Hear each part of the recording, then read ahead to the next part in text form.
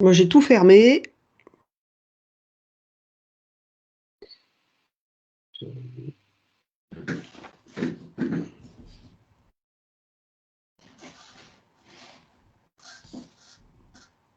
Ok. Voilà, notification. On est en live. C'est bizarre parce qu'il y a toujours ce temps de retard. Si je regarde là, ça...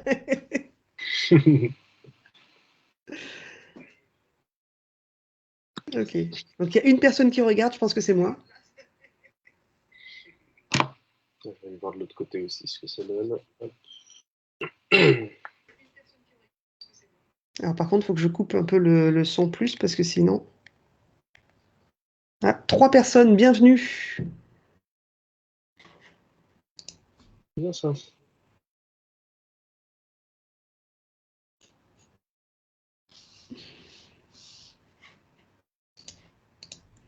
Bonjour, bonjour. Bonjour à ceux qui nous rejoignent. Hop. On commence à 20h.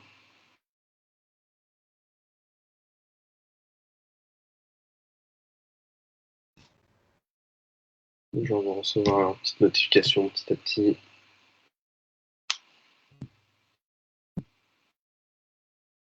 En fait, tu comptais pour deux, j'ai l'impression. Non, Parce j'étais pas encore il y avait marqué dessus. 3, on a perdu. Ah si, salut Jesslou, merci d'être là.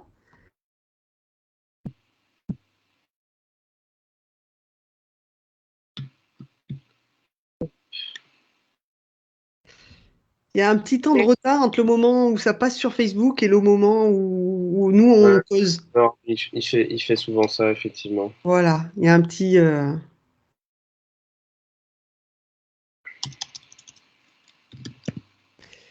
Hop, hop. Ouais, là, ça va aller.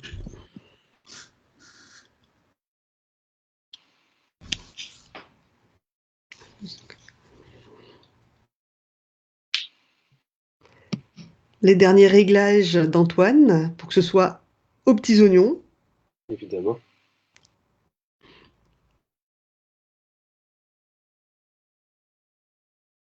Hop, en même temps,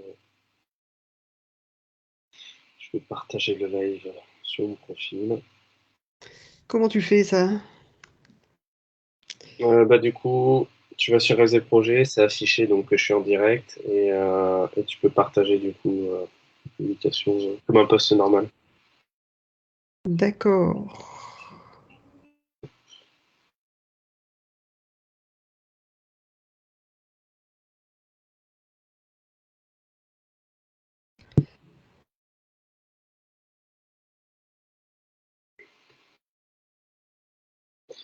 Pareil sur la page de Réseau Projet. Bonsoir Chantal, qui nous a rejoint également.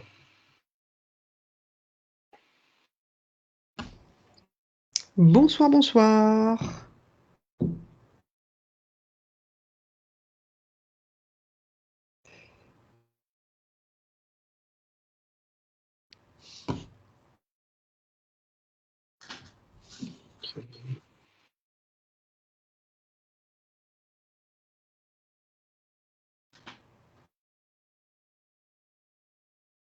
Bon, alors on va commencer à parler, hein. Comment concevoir son site web en Ouais, fonction de sa cible. Mais j'attends encore que certains arrivent. ouais. Encore une Attention, minute encore. J'en profite là pour partager ça. il y a Hop. encore des gamins à coucher, des plats à avaler. Toc,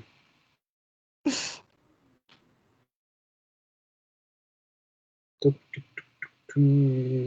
Pourquoi je trouve plus ça?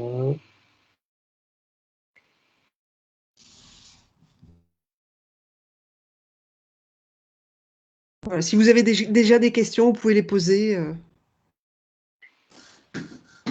Qu'est-ce qu'on fait dans ce live? C'est quoi? C'est quoi ce live? Tiens, j'ai vu de la lumière, je suis arrivée, je suis passée. C'est ça. Ouais, je vous ai prévu des petits jeux tout au long, histoire d'ambiancer un peu. Ouh, ouh, ouh, ouh.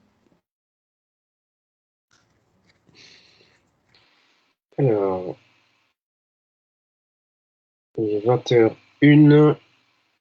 Oh, on va attendre encore un petit peu. Un peu, ça me laisse le temps là d'envoyer à quelqu'un le lien. Tac.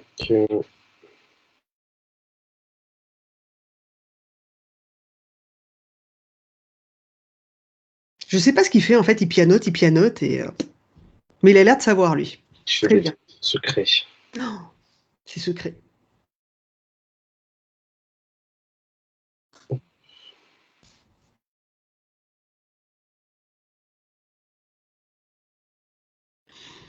Alors le slide est plutôt aux couleurs d'Anne Burtin Création que aux couleurs de Rêve et Projet. J'avais pas la charte graphique, T'en mais veux bon, pas. ça va aller, je pense que tant que c'est lisible, tout va bien. Voilà, je vais vous présenter un petit slide, ça aidera à comprendre, parce que je parle beaucoup avec mes mains, mais en même temps, de temps en temps, de lire, ça fait du bien pour vous. D'autant que tu as fait un super slide, hein, qui franchement, Ah, oh, franchement merci. très joli. C'est difficile en fait de mettre en place ces idées et de les mettre en slide pour essayer de compacter et pas que ça prenne énormément de temps. Ce que je peux comprendre. Ok, ok. Bon, je propose qu'on commence tranquillement. Je vais tout d'abord commencer par une introduction, comme ça laisse le temps à d'autres d'arriver. Alors déjà, je vais enlever hop, le petit texte, on commence à 20h, parce que finalement, il est 20h bien passé. Hop, euh, et voilà. Voilà. Bonsoir Johan, qui vient de nous rejoindre. C'est bien, petit à petit, je vois que Adeline est également parmi nous. Maxime est également là, je vois Niar qui est également là. Donc c'est bien, il commence à y avoir un petit peu de monde. Alors, bonsoir à toutes et à tous les rêveurs, toutes les rêveuses qui nous rejoignent. Alors on est super content de pouvoir faire de nouveau un live. C'est la rentrée, on avait envie de refaire un live et surtout, tout particulièrement, un live atelier puisque c'est notre second. Le premier qu'on avait fait, c'était vraiment un concept un peu aléatoire. Enfin, on savait pas du tout ce que ça allait donner. Puis en fait, ça avait très très bien fonctionné. Le premier était avec Axel Abadi sur le syndrome de l'imposteur. Et ce second live sera avec Anne Burtin qui est avec nous. Voilà. Et là, on discutera plutôt de la conception d'un site web, mais plutôt dans la théorie, faire un site web à destination de sa cible. Ce qui me semble être un sujet en fait assez important pour tous ceux qui justement montent des projets et qui inévitablement vont lancer un site internet à un moment donné. Euh, donc, euh, donc voilà. Alors je rappelle très rapidement le concept. Effectivement, contrairement au live interview où on ciblait des personnes avec des profils très extravagants, de grandes expériences, là c'était très différent à live atelier puisque on est avec des personnes qui sont très compétentes sur leur domaine en particulier. Et on leur demande, au lieu d'une interview, on leur demande plutôt de nous faire une formation. Alors évidemment, c'est donnant-donnant. Cette formation, étant donné qu'elle vous est offerte, elle est gratuite. Évidemment que on parlera de l'activité de Anne durant ce live, euh, ce qui est la moindre des choses. On en parlera à la fin. Donc ne soyez pas indignés en disant ah mais pourquoi on veut essayer de nous vendre des trucs. Non, ne vous inquiétez pas. C'est pas ça, c'est une formation qui est 100% gratuite et évidemment qu'on vous parlera de l'activité de Anne et en plus il y aura un petit cadeau pour vous si j'ai bien compris donc c'est bien, c'est chouette, c'est donnant, c'est gagnant pour tout le monde et nous on est ravis de pouvoir organiser ce live. Sur ce, Anne, je te laisse te présenter. Je sais pas si tu as besoin tout de suite de Alors mettre ton... j'ai prévu un peu de me présenter. Alors déjà, merci beaucoup de me faire confiance pour ce live atelier. Juste une petite précision, Antoine, c'est que Internet, c'est le réseau et le web, c'est sur le réseau. Donc on dit un site web normalement. Voilà, c'est juste comme ça. Je suis un peu carré Mais sur les c'est choses. bien. Moi qui suis un G qui est censé connaître ce genre de termes, Pas du tout, donc c'est bien, mais ça fait plaisir de trouver Voilà, en fait, on dit plutôt site web parce que Internet, c'est la toile, c'est le net. Et Ouais, dessus, tu as les applications, tu as les sites web, tu as Facebook notamment, tu as plein de choses. Tu as tes mails qui sont sur Internet. Et en fait, quand tu regardes sur Google, quand tu tapes site web, tu as moins de réponses que si tu tapes site Internet. d'accord. En fait, site Internet, maintenant, c'est devenu un grand classique. Les gens utilisent site Internet. Voilà, c'est Ouais. tout. C'est juste la petite Non, précision. mais en termes de SEO, effectivement, je m'étais jamais posé la question, mais ça En peut- termes de SEO, tu es obligé de mettre les deux maintenant, site web, site Internet. je Puisque comprends. SEO, pour ceux qui connaissent pas, c'est le référencement. Donc, c'est pour que ton site soit mieux référencé. Voilà. On On en va parler un parlera. tout petit peu de mots-clés tout à l'heure. Voilà. Bon, bah, je te laisse te présenter, hein, du coup.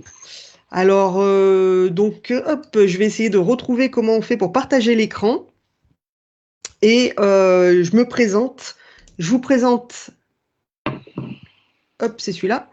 Je vous présente l'atelier de ce soir. Comment concevoir son site web en fonction de sa cible. Donc, en fonction de sa cible, c'est vraiment savoir qui est ma cible et à qui va plaire mon site. Hop, donc ce soir, on va voir pourquoi c'est important. Quelle est la raison pour laquelle tu as créé un site web?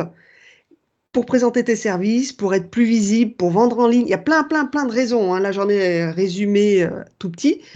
Mais avant toute chose, c'est pour attirer un maximum de visiteurs. Ça, c'est vraiment la base. Je pense qu'il n'y a personne qui crée un site web uniquement pour être dans sa bulle. Ça existe sûrement, mais c'est pas le thème de ce soir. Donc, bonjour, moi c'est Anne. Ceux qui sont sur Rêve et Projet ont sûrement déjà vu passer de moi des podcasts. En fait, je suis graphiste print à la base, donc vraiment de l'impression. C'est-à-dire qu'il y a un petit moment quand même, quand j'ai quitté l'école, j'étais là pour faire de l'impression, des catalogues, création de logos, packaging. J'ai travaillé un moment dans le packaging et je suis à mon compte depuis plus de 14 ans, dans un mois même, ça fera 15 ans que je suis à mon compte. Et au fur et à mesure de la demande de mes clients, je suis arrivée au web. Je suis arrivée sur la création de sites web d'abord en tant que UX designer, donc vraiment faire l'interface d'un site web. Et ensuite, je donnais à des développeurs. Et aujourd'hui, c'est vrai que c'est de plus en plus facile techniquement de concevoir son site web, de le créer vraiment techniquement. Donc pour des petits sites web, c'est super simple. Voilà. J'adore transmettre et communiquer. C'est pour ça que j'ai fait un podcast. C'est pour ça que j'ai un blog. C'est pour ça que j'ai résisté 3 ans à être prof dans une école. Avec la Covid, ça n'a pas été très simple de, voilà, de s'entretenir et de garder le contact avec les élèves. C'était compliqué. Cette année, je reviens à 100% dans le graphisme et le web, notamment en proposant des podcasts et des formations sur le web. Voilà, ça, c'est le petit résumé. Et donc, on va voir en quoi il est important de bien connaître son persona. Donc, une cible, ton client cible, c'est en marketing, on appelle ça son persona, un persona marketing, pour lui proposer une expérience client unique pour ton site web. Donc là, je t'ai mis quelques images. En fait, clairement, ici, tu as l'accro du shopping au téléphone. Ici, tu es la petite famille parfaite. Il n'y a pas de pleurs, il n'y a pas de cris. Ici, tu as plutôt quelqu'un qui aime le sport. Et ici, tu as plutôt quelqu'un de sociable qui a besoin de son café. Je suis Bon. envahie. La petite famille parfaite, elle n'existe pas. Les enfants. Voilà, elle n'existe pas. Mais tu peux la prendre comme client cible en faisant croire aux gens qui vont devenir parfaits. Et la petite famille parfaite, avec les enfants qui ne hurlent pas, qui ne se chamaillent pas, qui jouent ensemble sans hurler. Faut y croire. C'est tout. Voilà, donc en fait, tu peux viser différents types de personnes et tu vois bien que ces personnes-là, déjà, n'ont pas les mêmes envies, n'ont pas les mêmes attentes de la vie. Donc, on va voir aujourd'hui à peu près 3 méthodes pour créer, pour savoir qui est ta cible, en fait. Donc, petit jeu déjà. Savez-vous ce qu'est un persona, donc un client cible? Est-ce que vous l'avez déjà travaillé? Est-ce que vous savez déjà? Vous pouvez cliquer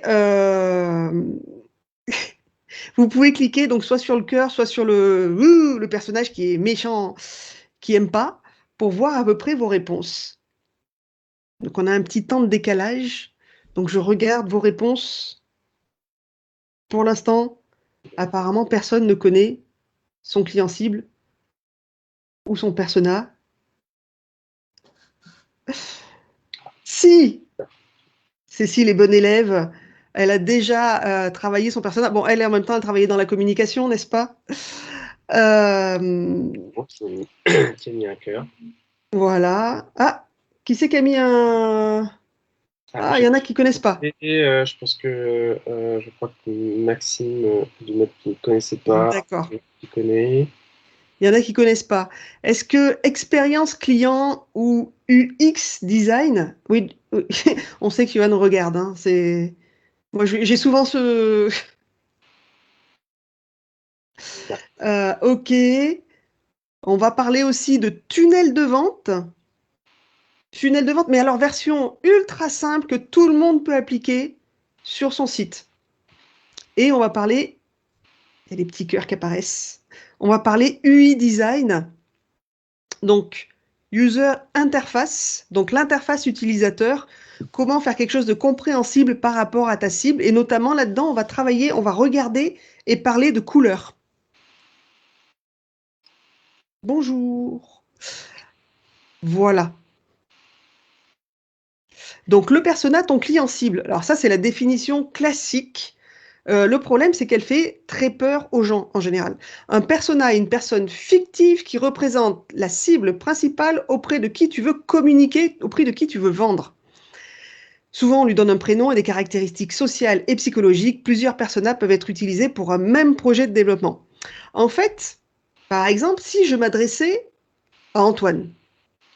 Antoine, je sais qu'il aime le cinéma, je sais qu'il est un peu geek sur les bords, je sais qu'il a une petite fille, ça me donne des éléments pour comprendre sa personne, et donc je peux lui proposer, faire une sorte de mix avec une application smartphone pour, je sais pas, mesurer les pieds de sa fille. Ça peut être un truc très ludique. Et donc, je vais essayer voilà, de cibler à qui je vais parler. Pourquoi c'est important d'avoir un client vraiment cible et de savoir où tu veux aller? C'est que tu vas savoir à qui t'adresser directement. Là, on va voir comment créer son persona et ce qui va ressortir, donc les 3 méthodes. Alors, on n'est pas obligé d'appliquer les 3, il y en a 3. Ce qui va ressortir en appliquant ces 3 méthodes ou une de ces 3 méthodes, c'est on va avoir un personnage type à qui on va pouvoir parler. Et c'est vachement plus pratique quand on doit communiquer, parce qu'on sait exactement à qui communiquer, comment communiquer. C'est beaucoup plus pratique aussi parce que du coup, on va avoir taille 21 pour la pointure. Du coup, c'est très pratique pour communiquer parce que du coup, on va aussi extraire les mots-clés, on va savoir ce qu'il ressent et ce qu'il pense. Dans la première méthode, c'est la méthode qu'on apprend dans les écoles de marketing et c'est une méthode qui peut fonctionner sur du produit, quand tu as un produit à vendre et qui est très très marqué. Par contre, c'est une méthode qui est, dès que tu veux vendre un service, c'est beaucoup plus complexe en fait.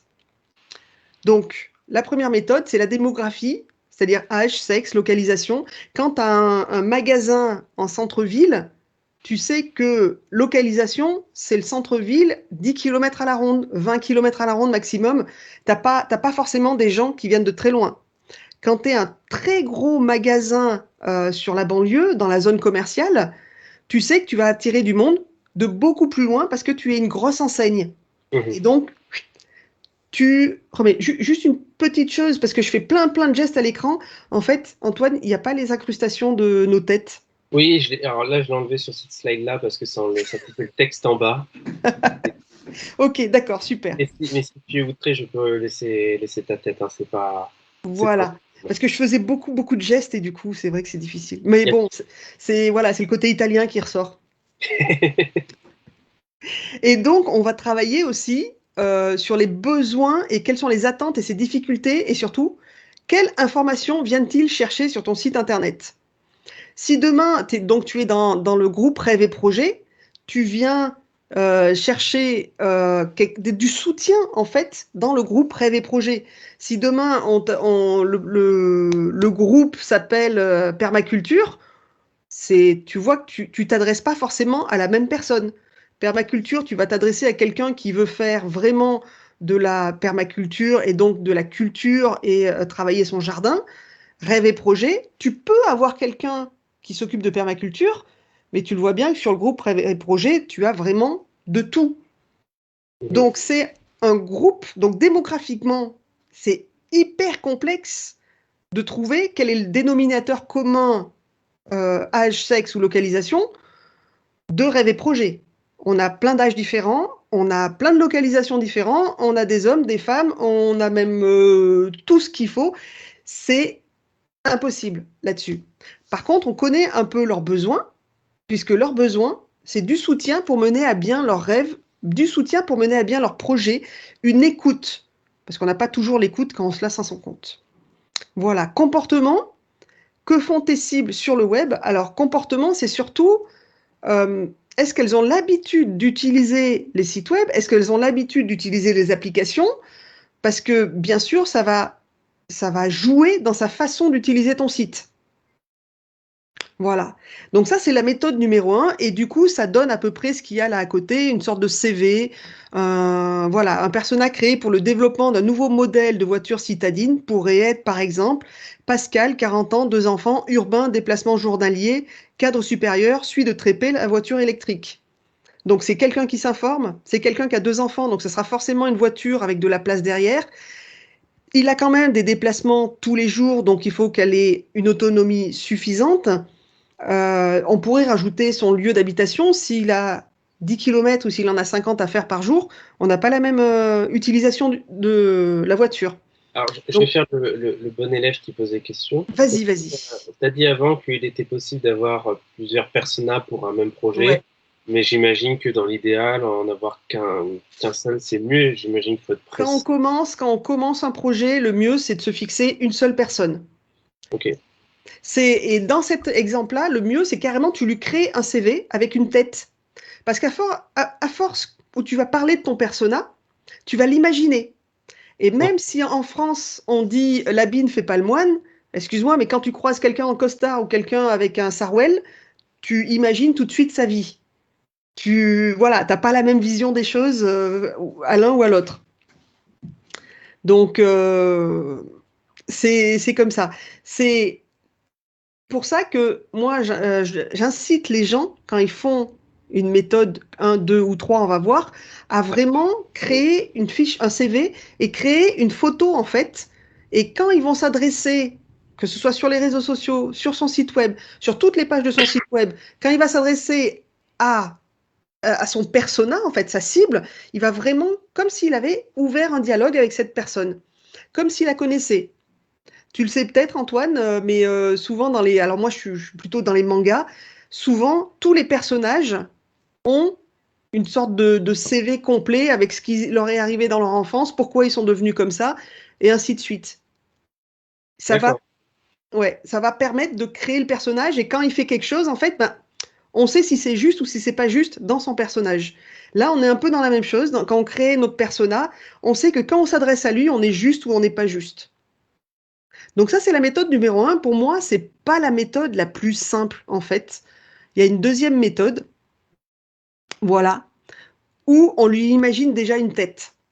On prend un petit... Alors, on peut faire l'exercice, là, pour ceux qui n'ont pas, qui n'ont pas encore leur persona, qui ne savent pas encore qu'ils doivent, quand ils créent un site web, qu'ils doivent s'adresser à une personne en particulier. Je vais le faire. Je prends un crayon. Oh, bien. Faut Donc, être sérieux. sérieux, sérieux, vite, trouvons un crayon. Ah, c'est bon. J'ai le stylo. Ouais, une seule couleur suffit. Ok. Et en fait, tu lui imagines déjà la tête. Donc, et dans sa tête, qu'est-ce qui se passe? Et ça va te permettre en fait de comprendre à qui tu vends, quelle est la mécanique psychologique qu'il a à l'intérieur de lui. Tu vois, on va aller jusqu'à qu'entend-il, que dit-il, mais ce qu'il dit est différent de ce qu'il pense. Qu'est-ce qu'il entend?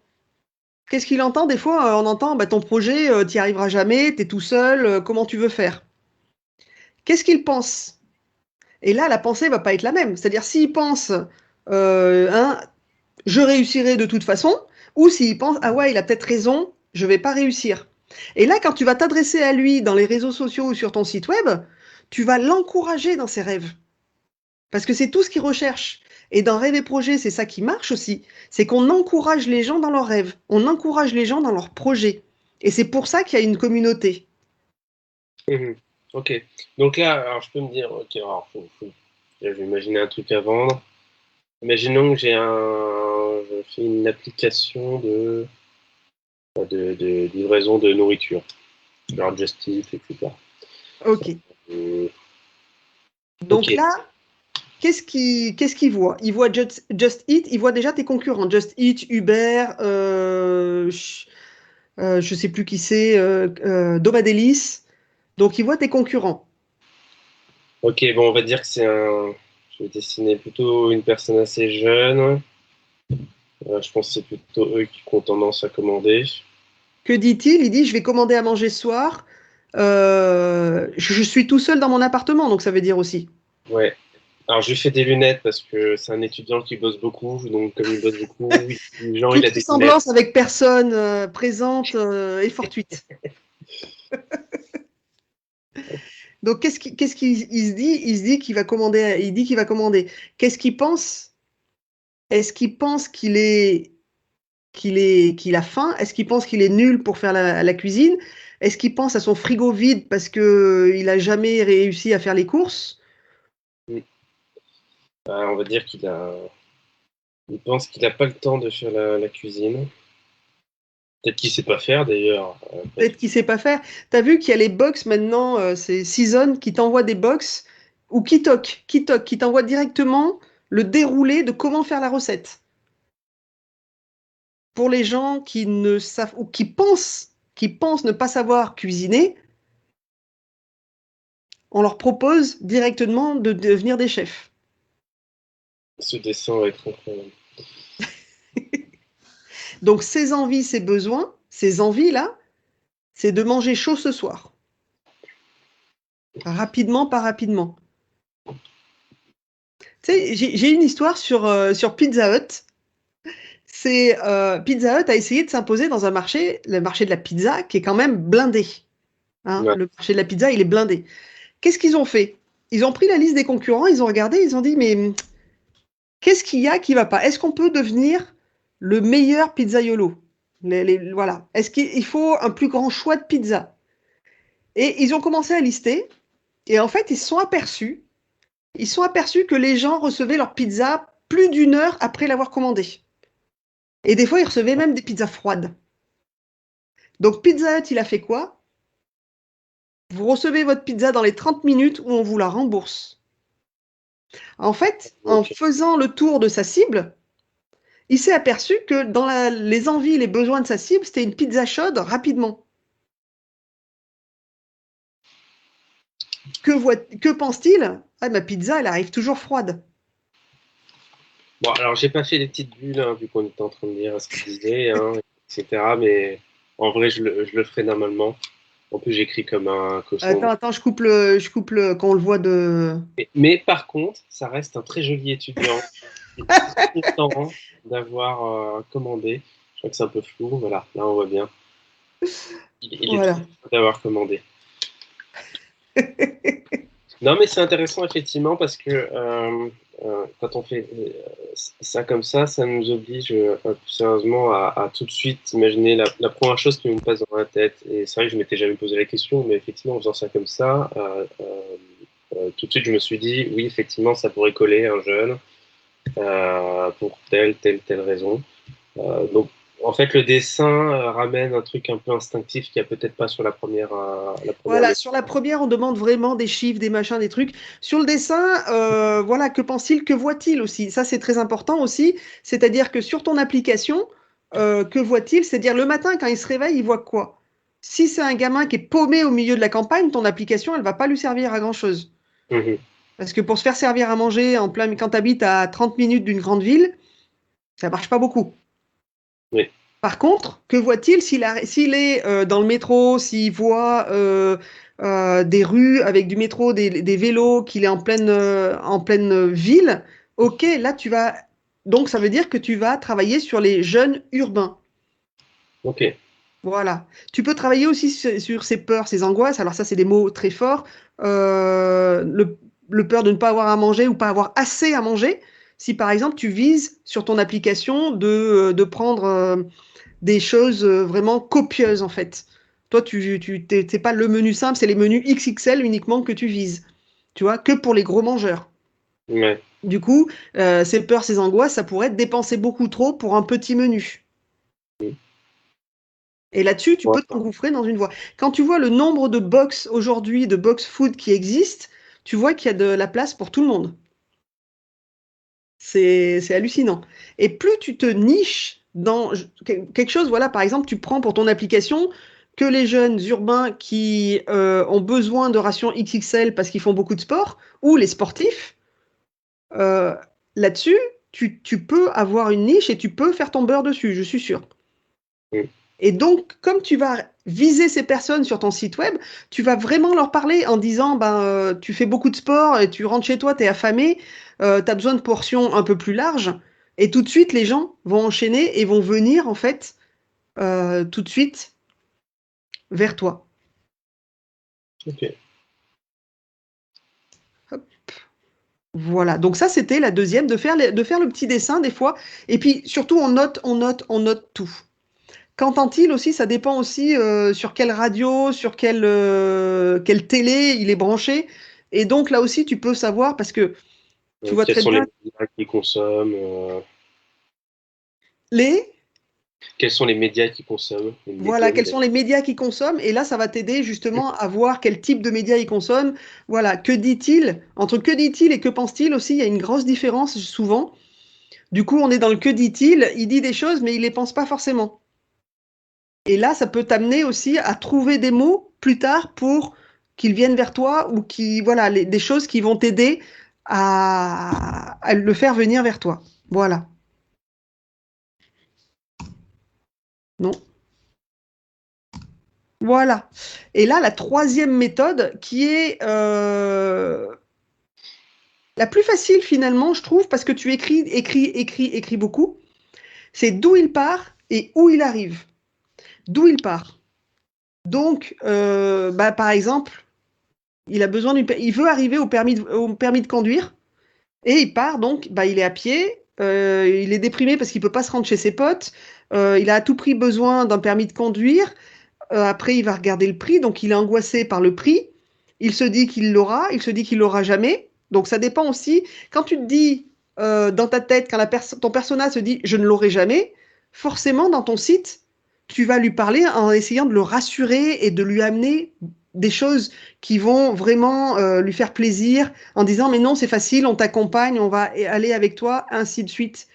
Mhm. Alors que s'il est persuadé de l'avoir, tu vas lui parler en lui disant t'es super, t'es génial, tu vas réussir, tu vas être au top dans ton. Vraiment au top, tu vas passer ton permis, mais comme ça, sans problème. Donc tu as deux niveaux de discussion. Dans le point A aussi, les mots que tu vas utiliser, ça va être les mêmes mots qu'il va utiliser lui, et tu vas t'en servir en fait comme point de contact avec lui. Tu vas pouvoir dialoguer là-dessus. Ok, par exemple, en reprenant l'exemple là, De l'application. de l'application, comment tu pourrais donner un exemple Alors là, toi, j'ai quatre questions qui vont t'aider. C'est où en est sa problématique? Où en est-il dans sa problématique? Sa problématique, c'est que il fait beaucoup de sport et qu'il dépense une fortune dans les restaurants ou dans les restaurants ou dans les produits à emporter parce qu'il commande toujours une double ration. Que ressent-il avant que tu lui proposes ça? Un peu comme un pigeon parce qu'il est obligé d'acheter le double. Donc du coup, une fois sur deux, il va manger un plat de pâtes énorme pour essayer de se rassasier, mais c'est pas bon, ça correspond pas à ce qu'il veut. Il veut quand même de la qualité dans sa nourriture. Donc, il veut des grosses portions, mais il veut pas être obligé de manger des kebabs tous les jours. Donc, que vas-tu lui apporter? Une solution pour manger des grosses quantités sainement. Puisqu'il est sportif, tu vas le traiter en sportif et faire attention à ce qu'il mange. Comment se sentira-t-il après ta solution? Ben, après ta solution, il va enfin pouvoir commander à un endroit où il est rassasié, où il a toutes les vitamines et les minéraux qu'il lui faut pour réaliser son sport. S'il est sportif de haut niveau, ça va l'aider à aller encore plus loin. Mhm. Tu vas Ok. l'encourager. Et donc tout ça, c'est des étapes clés qu'on va voir dans ton tunnel de vente donc plus tard. Donc tu vas lui parler de sa problématique, tu vas lui dire quelle est ta méthode pour ce que tu vas pouvoir lui apporter et comment il va ressentir après les choses. C'est comme alors il y en a qui ont du mal avec le marketing et le persona parce qu'ils disent mais moi je vais le forcer à faire les choses. Non, tu forces pas les gens à acheter, jamais. Les gens quand ils achètent, je coupe. Les gens, en fait, Bon, alors, ils achètent parce qu'ils en ont envie. En fait, quand tu passes devant une pâtisserie et que tu vois un gâteau qui te fait plaisir, tu rentres, tu l'achètes, tu ressors avec. Tu manges ton gâteau. Toi, c'est exactement la même chose. Si tu passes devant la pâtisserie, que tu trouves le gâteau qui t'intéresse pas, tu files. Tu regardes même pas. Tu regardes même pas ce gâteau. Donc, toi, en fait, ton site web, c'est présenter tout. C'est présenter tous tes gâteaux, toutes tes pâtisseries, tout ce que tu peux apporter à l'autre. Et c'est ça qu'il faut savoir mettre en valeur. Donc déjà, trouver la pâtisserie qui est le plus important pour la personne que tu cibles, parce que tu as une, deux, trois pâtisseries, tu n'as pas toute une pâtisserie. Donc tu cibles vraiment quelle pâtisserie tu préfères, et de cette pâtisserie-là, de toute façon, tu vas la proposer à une personne. Mais par exemple, si Antoine préfère les fraisiers et que moi je préfère les gâteaux au chocolat, on ne va pas aller dans la même pâtisserie. Il n'y aura peut-être pas le même choix. mhm. Tout à Donc, fait. même si on connaît tout ça de la vie de la personne, on s'adresse à une personne qui a déjà envie de notre produit, en fait. Et c'est là le plus fort du marketing, c'est que on va pas faire de la pub pour tout le monde. Ça sert à rien de balancer des tracts dans la rue. T'imagines, tu as une société qui fait, je sais pas, des landos. Tu vas balancer des tracts dans toute la rue, alors que tu as une chance sur 100 de tomber sur une personne qui a besoin d'un landau à ce moment-là. Ça sert à rien. Le marketing, il va te permettre justement de cibler à qui tu vas vendre ton offre. Mhm. Donc, si tu fais des landos, si tu fais une application pour les sportifs qui ont besoin de manger beaucoup, tu vas t'adresser aux sportifs qui ont besoin de manger beaucoup, les landos aux futures mamans. C'est comme ça qu'on gère les choses en fait. Donc, la façon de créer ton persona va t'aider à parler directement à la personne qui a besoin de tes offres. Ok. Ça, c'était clair? Ah, pour moi, c'est très très clair. Bah, bon, je triche un petit peu si je suis dans une boîte qui fait du marketing, donc je le sais un petit peu, mais c'est extrêmement clair et j'ai appris cette histoire de conception de personnage. J'avoue que je m'étais jamais posé la question et c'est pas mal. C'est pas mal comme méthode. Voilà, là, il y a trois méthodes. Alors après, Très est-ce intelligent. que, est-ce qu'il y en a une que tu préfères? Voilà, quelle est la méthode qui t'inspire le plus? Donc là, je crois qu'Antoine a préparé directement un sondage où vous pouvez cliquer. Tout à fait. Alors, je On le. teste hein, ce soir, mais voilà, on peut directement avoir un sondage. Effectivement, c'est la première fois que j'utilise cette fonctionnalité, donc si tout se passe bien, dans un instant, il va y avoir. Voilà, je l'ai. C'est vrai, il Quelle a pas. méthode t'inspire le plus? Ah, par contre, il a déjà disparu. Ah, Hop là, attends. voilà. j'ai- Donc, quelle méthode t'inspire le plus? Un, la démographie, vraiment la localisation, l'âge, le sexe. Alors, ça peut marcher, bien sûr. Tu as un produit spécifique, par exemple, d'hygiène féminine, tu sais que tu vas pas viser les hommes. Ça, c'est clair. Tu as un produit de la mousse à raser. Oui, remarque, tu peux avoir des femmes aussi. Ça peut être tendancieux, mais c'est à toi de savoir. Aujourd'hui, quand Gillette a décidé de lancer les rasoirs pour femmes, qu'est-ce qu'il a fait? Il les a rendus roses. Il y avait les bleus gilettes jetables pour les hommes et les gilettes jetables femmes roses, qui coûtent 2 fois plus cher. C'est pas grave, il a, marketingment parlant, adapté une offre pour les femmes. Hmm. Mais Voilà. l'histoire de la taxe rose, c'est encore autre chose. L'histoire de, La taxe rose, c'est encore autre chose. voilà. Donc, voilà. Est-ce qu'il y a une méthode qui vous inspire le plus? Ok, je verrai les résultats tout à l'heure si quelqu'un vote. Alors, je sais pas si en replay, par contre, replay, ils pourront voter. Faudra tenter. Je sais pas du tout. On verra, je ne suis pas tout à fait certain. Alors là, il n'y a que 2 personnes qui ont voté pour le moment. Bien. Mais je sais pas s'il apparaît correctement chez tout le monde. Ça, c'est... Bah, voilà, moi après il apparaît plutôt bien sur mon téléphone. Je sais pas comment il apparaît sur des fixes, sur des portables, sur des ordinateurs fixes. Ah, troisième personne. Alors c'est bien, il y a Ouais, 3 personnes qui ont voté, personne n'est d'accord sur la méthode. 33% partout. le score est serré. Mais c'est intéressant, ça montre qu'effectivement, d'une Chaque, personne à une autre, voilà. D'une personne à une autre, en fait, il y en a une méthode qui va nous inspirer tout de suite pour travailler son persona, qui va être plus facile à faire. Et voilà. Mais sur toutes les méthodes, à la fin, ce qui est bien, c'est de créer une personne visuelle, d'aller dans une banque d'images, de trouver une photo. Et moi, c'est vrai que les premières vidéos où j'ai fait, je me collais la photo derrière l'ordinateur et je parlais directement à cette personne. ah oui, ok. Et du coup, parce que tu imagines la personne, tu sais ses besoins. Là, c'est ce qui est difficile dans le live, en fait, c'est que derrière, je sais pas trop s'ils connaissent pas. Donc, si je m'adresse à des néophytes complets ou si au contraire, je vais parler plus technique. Mhm. Alors pour le moment, c'est la méthode 2 qui se détache avec les 60% Le des dessin, votes. c'est ton dessin qui les a inspirés, je pense. C'est mon dessin, il est extraordinaire. Je vais vous le remontrer parce que Très fier. euh, ça se voit qu'il y a de nombreuses secondes de travail dessus. Voilà. Bon, déjà, ton personnage, il est en t-shirt ou en polo même. T'as fait un petit col. Ah, c'est un, oui, c'est un étudiant quand même un petit peu sérieux, donc Un petit peu aisé. voilà. Moi, c'était pareil, hein, quand j'étais étudiant, je voulais être sérieux, je m'habillais bien, puis après, je suis rentré dans le monde du travail et je m'habillais n'importe comment. Mais je crois qu'à 20 ans, on a tous voulu être super fringués. Et en fait, plus on avance dans l'âge, plus on a envie d'être cool. C'est ça. Ok. Je crois que je peux interrompre le sondage. Voilà, je vais repartager mon écran. Hop, et hop là. Voilà, bien faire attention que quand on réalise un site web, ce n'est pas pour soi. À moins d'être auto-centré, ce n'est pas pour soi, c'est pour la cible. Et c'est donc avoir constamment à l'esprit qu'est-ce qu'elle veut trouver, qu'est-ce qu'elle veut sur ton site en fait. Qu'est-ce qui l'intéresse, pourquoi elle va venir. Ça, c'est. Voilà. Et donc, on va travailler le but du site. Chaque site a un but principal et un but par page. Amazon, par exemple, le but principal, c'est être la référence de la vente en ligne. Le but par page, c'est faire commander.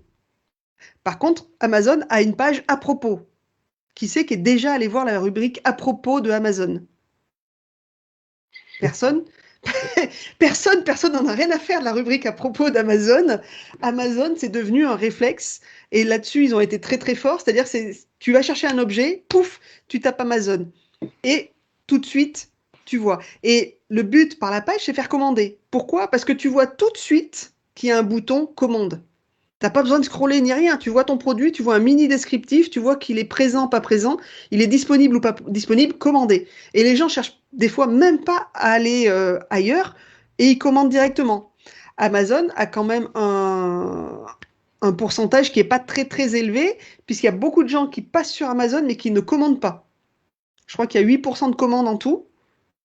Donc ça veut dire que les gens vont revenir plusieurs fois avant de commander. Et pourtant, il est hyper optimisé. Voilà. Donc, quel est le but principal de ton site? Est-ce que c'est vendre de la formation? Est-ce que c'est faire des rendez-vous téléphoniques? J'ai pas mal de thérapeutes qui demandent, eux, à ce qu'on prenne rendez-vous.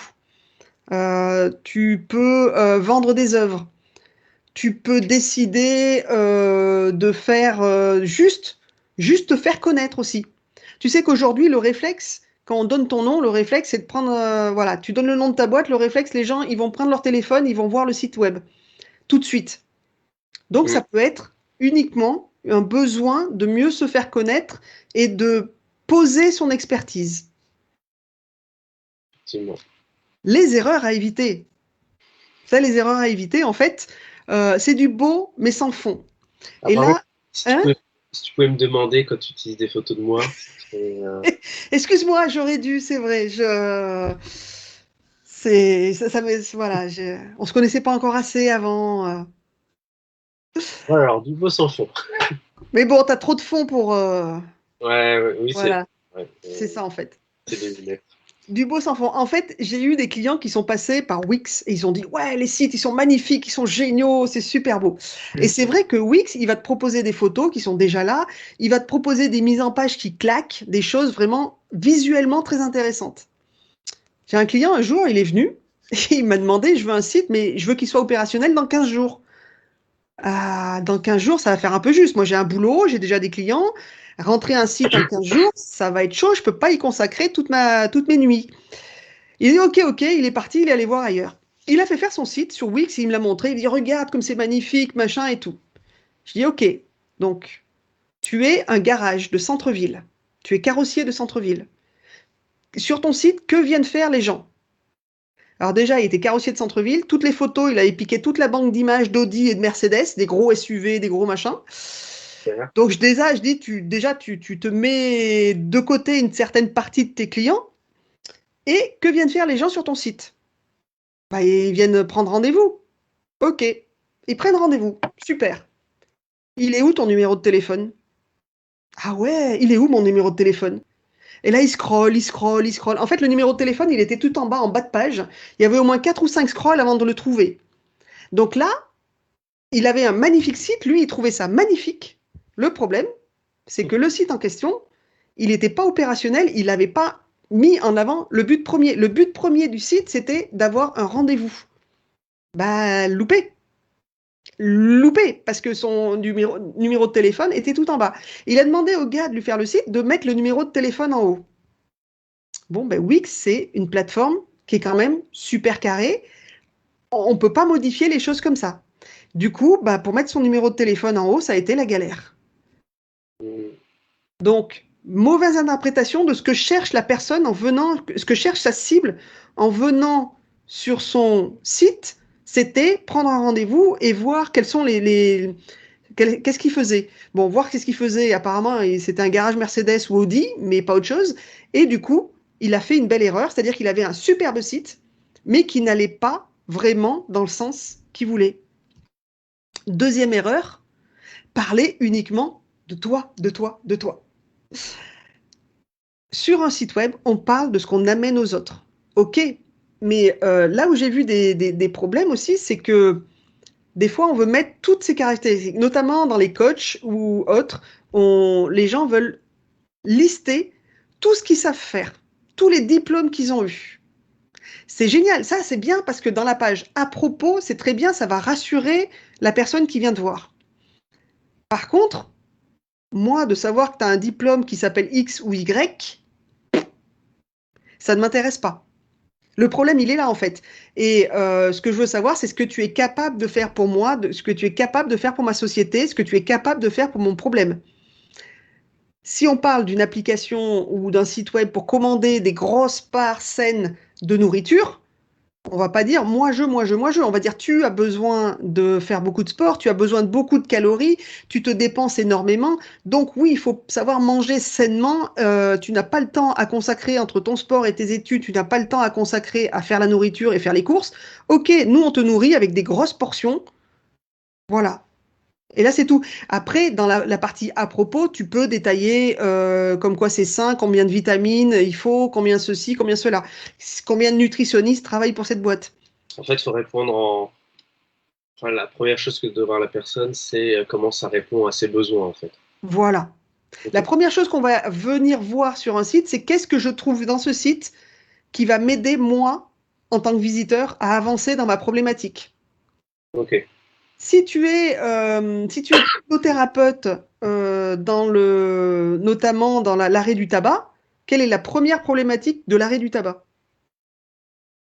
Souvent, tu te dis, ça va être le manque.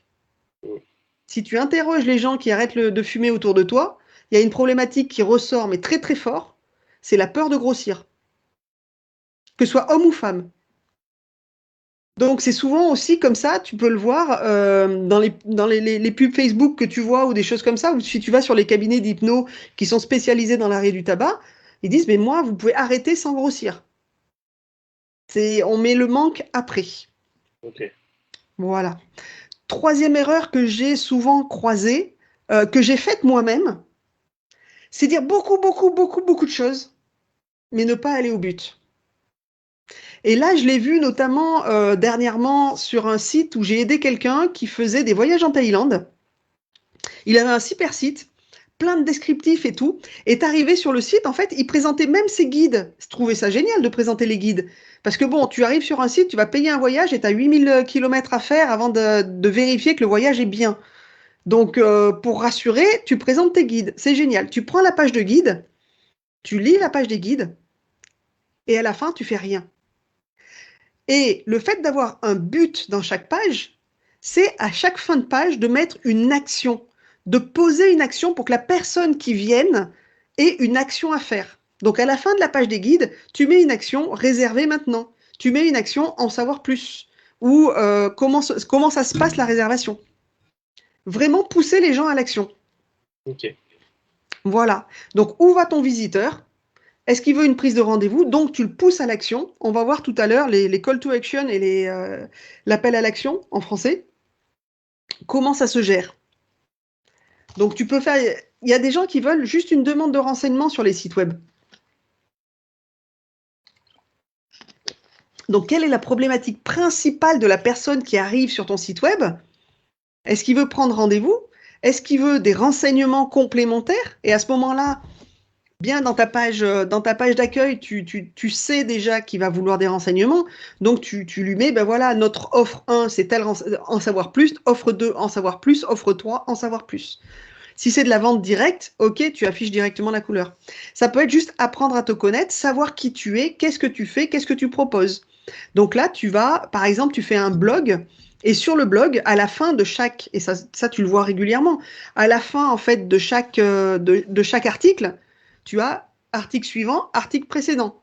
Tu peux avoir aussi prendre rendez-vous si l'article a poussé à avoir quelque chose. Ok.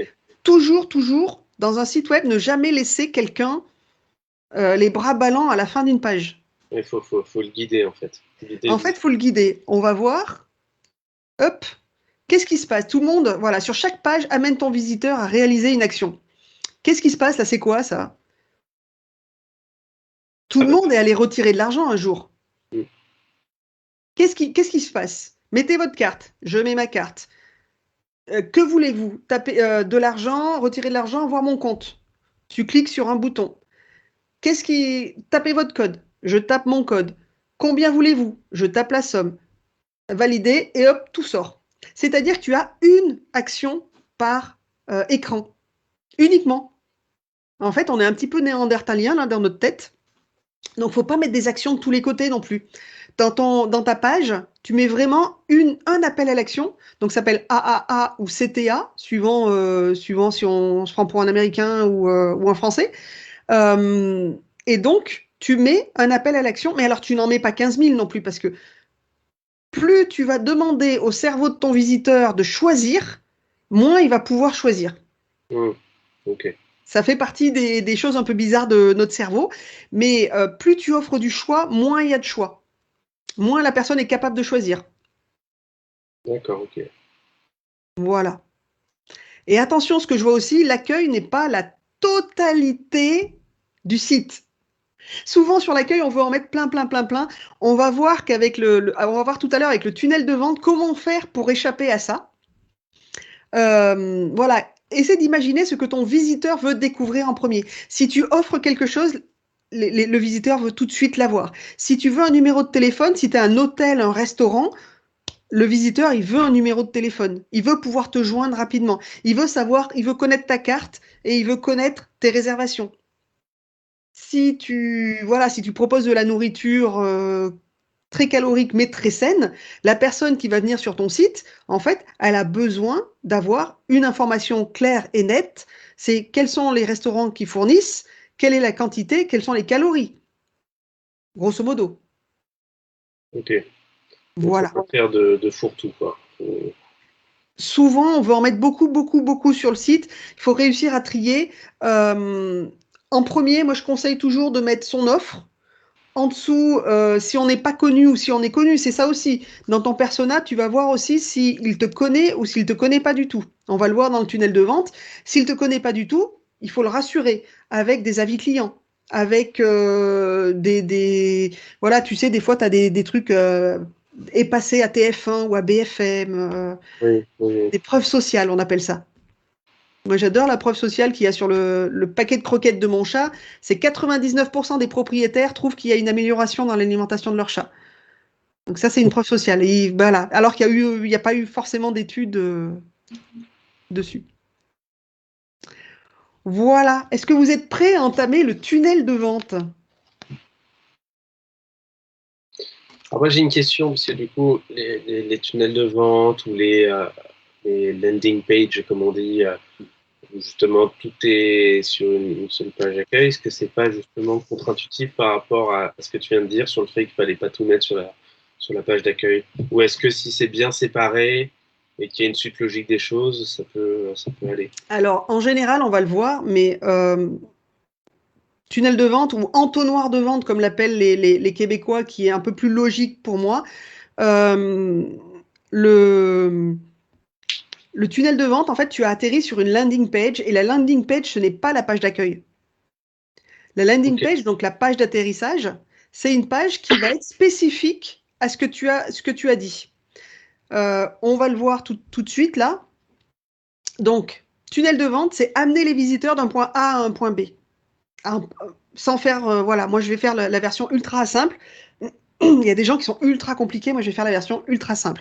Donc, d'où vient ton visiteur? Comment l'amener là où tu veux? Donc, on a déjà vu, il va dans une page, il a un call to action et il atterrit. Comment convertir un visiteur froid en acheteur? Donc, ton visiteur, quand il ne te connaît pas, on appelle ça un visiteur froid. Et quand il te connaît, on appelle ça un visiteur chaud. Ça, c'est ce qu'on appelle donc l'entonnoir ou le tunnel de vente. Ici, tu as un nombre de personnes qui arrivent.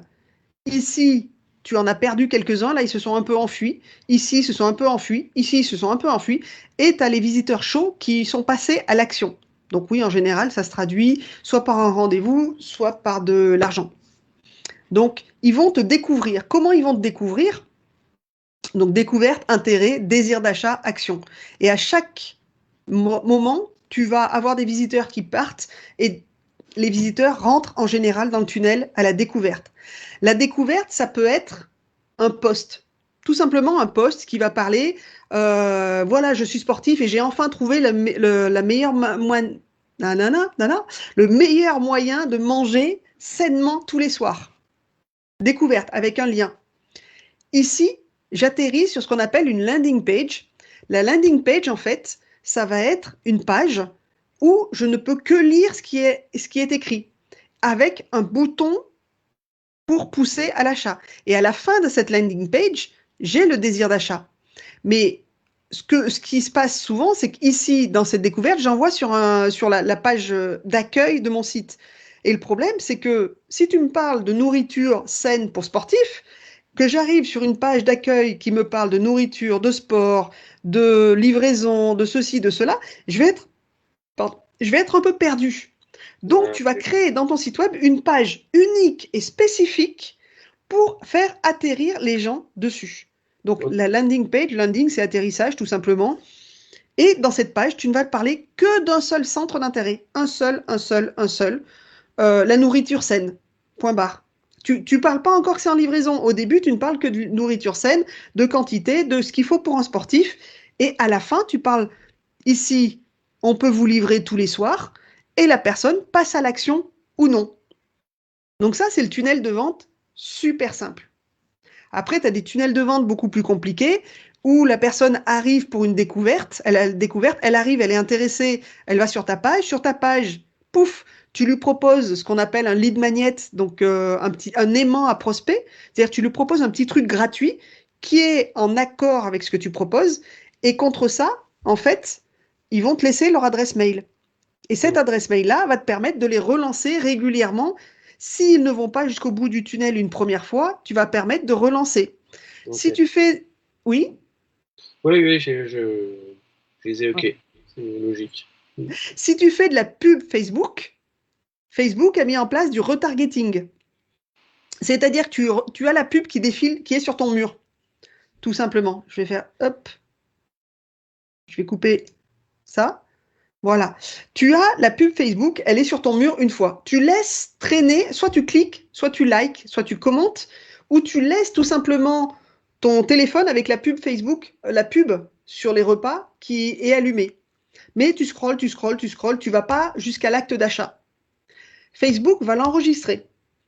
Et ça va permettre au marketeur qui est derrière, donc à toi, de relancer, de retargeter avec une deuxième pub. Alors peut-être que la première pub ciblait les sportifs, la deuxième pub va cibler la nourriture saine, et une troisième pub. Et en général, tu fais 2 retargeting sur une seule pub et tu arrives à une conversion, il me semble, bah, pour les bons, ça doit être 10%. D'accord. Donc Ah, c'est-à-dire que c'est pas immense, en fait. bah, c'est pas immense, mais la pub Facebook, ça te permet de toucher des millions de personnes tout de suite. Oui, donc, OK, c'est Donc avant que tu disais. Ouais. voilà, donc sur 1 million, si tu touches 10%, je pense que c'est bon.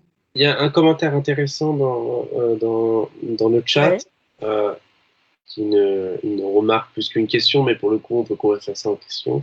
Laurent qui dit méthode agaçante du point de vue du consommateur vis-à-vis de la Oui. langue, etc. Alors, c'est par rapport au retargeting Les ou par meilleurs, rapport au ouais, tunnel? les meilleurs justement pour éviter que ça paraisse Alors, agaçant. il faut que ce soit vraiment très simple. C'est très très simple. On va en voir une. Alors, elle est un peu. Voilà, ah, j'ai pas ouvert. Oh, j'ai oublié d'ouvrir. On va voir la méthode Netflix qui est ultra simple. Hop, est-ce que ça passe à l'écran? Ou est-ce que. Alors, cher, voilà, ça. Voilà, la méthode Netflix, tout simplement, c'est un tunnel de vente. Alors, oui, j'aurais peut-être dit, tac. Tu arrives sur Netflix. Tout simplement, tu as quoi? Tu as juste mettre ton adresse email, tu vois, t'as rien. Tu as le logo identifié français. Et tu ne peux que remplir ton adresse mail ici ou ici. Alors là, tu as quelques facs quand même que tu peux regarder. Frequently asked question. Et enfin, à la fin, tu as, mais alors noir sur gris, hein, faut pas pouvoir trop les lire. Et quand tu arrives ici, eux, directement, voilà, t'as plus rien. T'as quasiment plus rien. Compléter la configuration. Ah oui, parce que j'étais allé un peu, j'avais testé déjà. Voilà. Tu ajoutes un mot de passe, tu fais suivant, suivant, suivant. Et comme pour la carte bancaire, en fait, on te demande une indication à chaque fois. Hmm. Vraiment, on fait le strict minimum. C'est une indication à chaque fois et on va juste là et on te donne le choix à la fin de ton forfait en fait. C'est tout. Ok.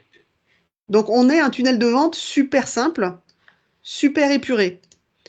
Ton tunnel de vente, c'est vrai que ça peut tout de suite être très agaçant, mais tu peux faire quelque chose de très très simple. C'est-à-dire tu fais un post, tu fais simplement un post Facebook et au lieu d'envoyer sur l'accueil, tu envoies sur vraiment ce sur quoi tu as parlé sur le post. Tu as créé une page où on ne parle que de ça. Et donc, post Facebook, LinkedIn, Instagram, choisis ton réseau préféré. Tu tombes sur l'intérêt, ça t'intéresse. Est-ce que ça t'intéresse assez pour acheter? Tu passes à l'action. Et on n'a pas besoin de retargeter, voilà, ça sert à rien. Aujourd'hui, on en a vraiment marre des tunnels très très longs où on va recevoir 15 mails. Il y a ça aussi, c'est que des fois on arrive sur un site, on nous demande notre adresse email pour recevoir un lead magnet. Tu donnes ton adresse email et en fait tu vas être inondé de pubs. En fait, c'est pas de la pub, mais chaque fois, à chaque email, tous les jours, on va essayer de te vendre quelque chose. Parce que l'email, c'est une façon de rentrer très directement vers les gens, en fait. Donc voilà, moi, je reste normalement à 2 emails, sauf exception, je reste à 2 emails par semaine.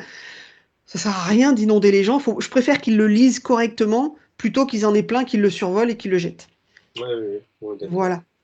Mais ton tunnel de vente, il peut être tout simple que tu sois dans n'importe quelle thématique. Ça peut être un post, une page dédiée aux mêmes problématiques que ce post, Et ensuite dire, voilà, est-ce que tu veux acheter, est-ce que tu veux pas acheter? Est-ce que tu veux que je te recontacte? Oui, non. Achat, alors je dis bien achat, mais aussi réservation. Ok. Voilà. Est-ce que c'est clair pour tout le monde, le tunnel de vente? Moi, c'est très, très clair, en tout cas. Ouais, c'est bon. Bah, là, maintenant, et de plus en plus, on arrive à des tunnels de vente ultra simples où on demande le moins de choses possible. Avant, on demandait souvent aussi le nom, le prénom, limite l'âge de votre mère ou le nom de votre chien. Maintenant, on demande juste l'adresse mail, on demande des fois le prénom pour pouvoir personnaliser les mails qu'on envoie aux gens. Ok. Voilà, on reste très simple. Expérience client et UX design. Alors moi, j'ai mis les deux dans le même panier. L'UX design, L'écran. vas-y.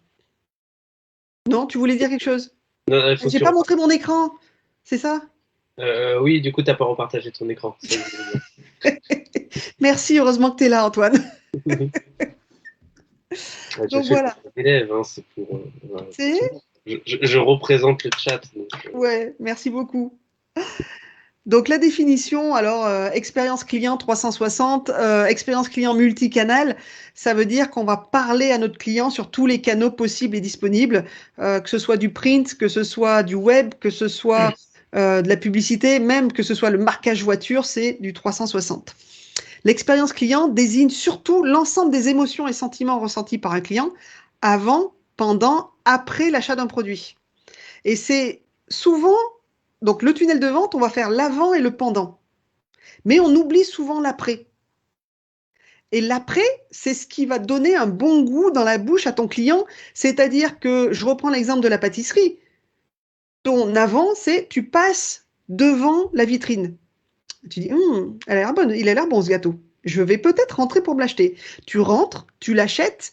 Si la personne, tu rentres et tu vois le serveur et la personne te dit pas bonjour, te regarde à peine et te jette ton gâteau à la figure, l'expérience déjà du pendant, elle est nulle.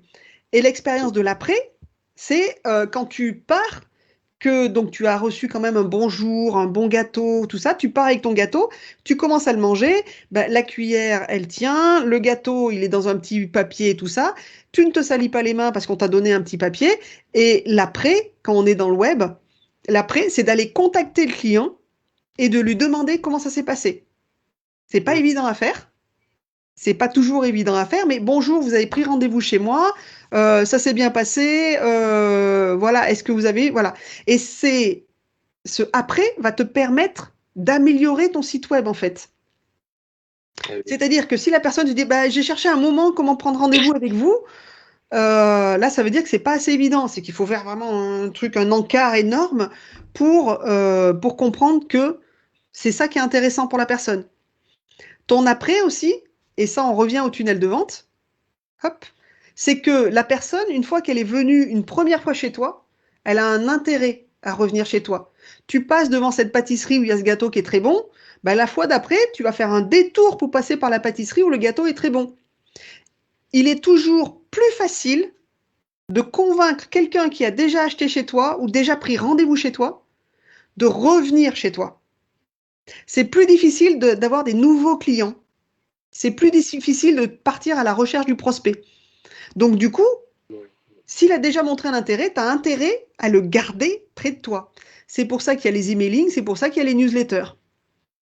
Et souvent, tu sais, quand tu commandes sur Amazon, tu as à peine déballé ton colis. Alors, des fois, c'est un bouquin, tu l'as à peine, ça fait 2 jours qu'il est chez toi. Et qu'avez-vous pensé de la livraison, qu'avez-vous pensé du produit? Bah, le produit, j'ai pas eu le temps de le lire déjà. Donc, voilà. Et donc, tu vas envoyer un message à ton client pour savoir qu'est-ce qui s'est passé, comment ça s'est passé. Et ça va te permettre alors, suivant les mots que tu utilises, suivant les phrases que tu... Voilà, est-ce que vous avez bien réussi à prendre rendez-vous chez moi? Est-ce que vous avez bien reçu ce que j'ai fait? Est-ce que le site web me saoule quand on me demande comment ça s'est passé? Alors, il y a à peine 10% des gens qui répondent hein, aux enquêtes. Il y a à peine 10% des gens qui mettent des petites étoiles. Et en général, quand ça se passe mal, les gens le disent. En France, il y a un truc qu'on apprend, c'est quand sur 10 personnes, quand ça s'est mal passé, sur 10 personnes, il y en a 8 qui vont le dire que ça s'est mal passé. Quand ça s'est bien passé, il y en a 2, 3, 4 peut-être qui vont dire que ça s'est bien passé. En France, on est des râleurs, de toute façon. Donc, quand ça se passe mal, on râle. Tu vas faire un petit tour sur la chouette. Je me rappelle plus. Les Non, c'est pour pas les restaurants et les Oui, TripAdvisor. Voilà, TripAdvisor et tout ça. Tu vas voir. Quand c'est des commentaires belges, américains, anglophones, c'est tout. Ils vont toujours dire ce qui s'est bien passé. Les Français vont toujours dire ce qui s'est mal passé. On est des champions. Mm. Donc voilà. Et l'UX design, User Experience, c'est désigné pour l'expérience dans le cadre d'une interface homme-machine, mais pas que. Voilà. L'UX, alors avant, on n'appelait pas ça UX, mais par exemple, le fait que ton crayon, il soit rond et il a un capuchon qui fasse comme ça, c'est de l'expérience utilisateur. Avant, c'était une plume, on s'en foutait de partout, et il fallait le visser ou il fallait le déposer dans l'encrier. Donc là, on a revu les choses. L'UX, c'est ça. Donc on est arrivé à quelque chose de super simple. Pour les sites web, c'est la même chose. On va faire en sorte que tout le parcours du client soit super fluide. Qu'il n'ait pas à chercher des boutons, qu'il n'y ait pas des trucs qui clignotent dans tous les sens aussi. Ça t'est déjà arrivé d'arriver sur un site avec une pub, c'est une vidéo, il y a une autre pub, c'est une vidéo, il y a une musique qui se lance. C'est insupportable, ce genre de site. C'est insupportable. La première chose que tu cherches, c'est soit à fuir, soit à couper le son. Surtout quand c'est juste un article de presse que tu veux lire et que ça pop de partout et finalement tu quittes le site rapidement. Voilà, tu lis plus rien, tu pars. Euh, En UX, en fait, quand il y a une chose qui bouge par écran, c'est suffisant, largement suffisant. Donc voilà. Donc, fais des parcours super simples. Fais vraiment en sorte que, n'oublie pas, on est un peu des néandertaliens dans notre tête encore, hein, on n'est pas très Homo sapiens fini.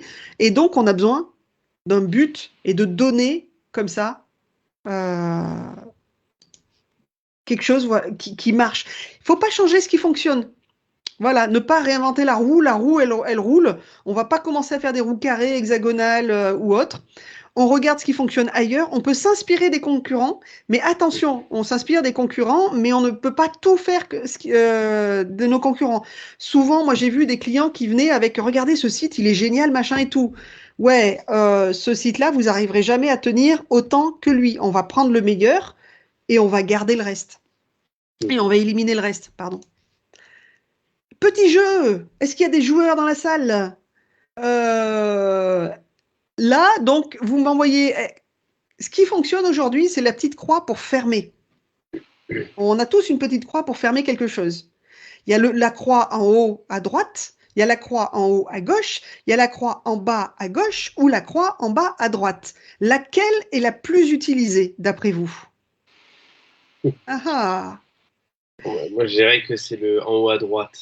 Euh, Parce qu'effectivement, Donc, tu peux mettre un petit smiley qui rigole. Voilà. ouais. Parce que, effectivement, Un autre. ouais, je pense que ça a été popularisé par Windows, la croix en haut à droite, et c'est pour ça qu'on le retrouve à beaucoup d'endroits. Voilà, encore un, voilà, c'est Windows. Alors que sur Mac, c'est C'est vrai que drôle c'est parce plutôt, que, oui, voilà, c'est ce que j'allais dire. Sur Mac, effectivement, c'est en haut à gauche. Donc, c'est plutôt à gauche. ça, comme je suis sous Mac, ça me choque un peu moins, mais j'avoue qu'intuitivement, si je devais dessiner quelque chose, je mettrais en haut à droite. Par contre, effectivement, ça ne me viendra jamais à l'idée de le mettre en bas. Non, Je pense que c'est un coup à chercher partout et la croix, quoi. Et voilà. c'est vrai qu'il y a sur Android, sur certaines applications, il y a des spots publicitaires qui te coupent en plein milieu, certains jeux, parce que le jeu est gratuit, donc il y a de la pub. Ouais, ouais.